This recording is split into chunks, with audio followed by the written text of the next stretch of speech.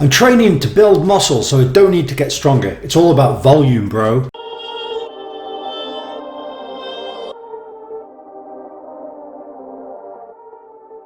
So this thing goes round in circles, you know? It used to be like, lift heavy, go big or go home, and that's how you build muscle. Look at Ronnie Coleman in the past, you know, the bodybuilder, the Mr. Olympia, who's just lifting massively heavy all the time. But obviously he's wrecked his body in the sense of what he did. But the reality is that, you know, at one point it was considered to be heavy, and then it was like, no, it doesn't matter, it's all about volume, so you can go light, and then, you know, this, that, and the other. Now, obviously we do know from studies, and I've spoken about this before, that you can build muscle equally well with light weights, heavy weights, as long as it's in close proximity to failure.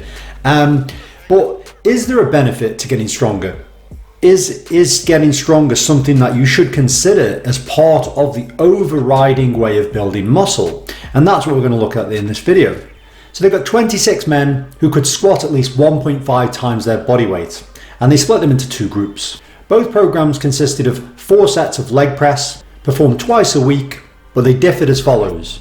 They had a hypertrophy group, so a building muscle group, who did 8 weeks of 4 sets of 8 to 12 reps with 1 minute rest between sets. The other group was a strength hypertrophy group, so they did strength training before they started doing their hypertrophy style type training. So they started in the strength component with 3 weeks of 1 to 3 repetitions with 3 minute rest between sets.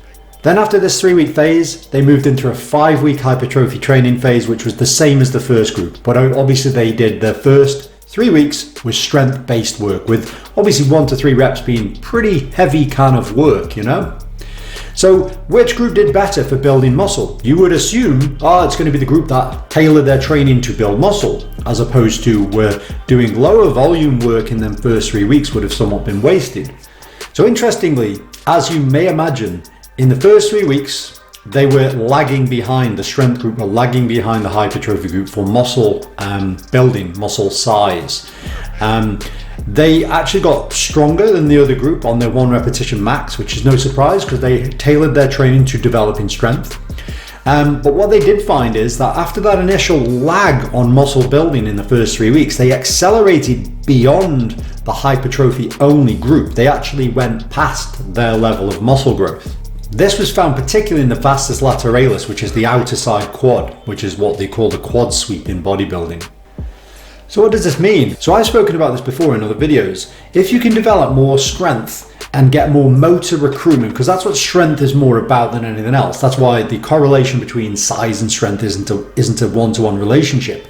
But if you can get more motor recruitment, so when you do an exercise, you're involving more muscle fibers through tuning that up with heavier weights.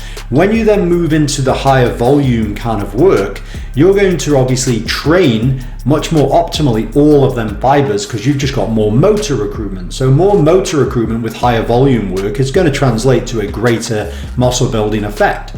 And this may well be why. Obviously we don't know for certain why, but it shows you that it's probably a good idea to have phases in your training, periodizing your training in blocks. So a strength training block with heavier load, shorter number of reps, longer rest periods, really pushing the weight up, and then moving into more of a higher volume, moderate load kind of phase. And I've even spoke about low load phases as well. So these are all different tools in the tool belt, if you like, for building muscle. So this shows you strength training, certainly on this study, shows that it could be a very viable mechanism to assist the process of building muscle, although not directly doing it in itself, which is really fascinating. So anyway, that's it for this video, and I'll see you next time. Perfect.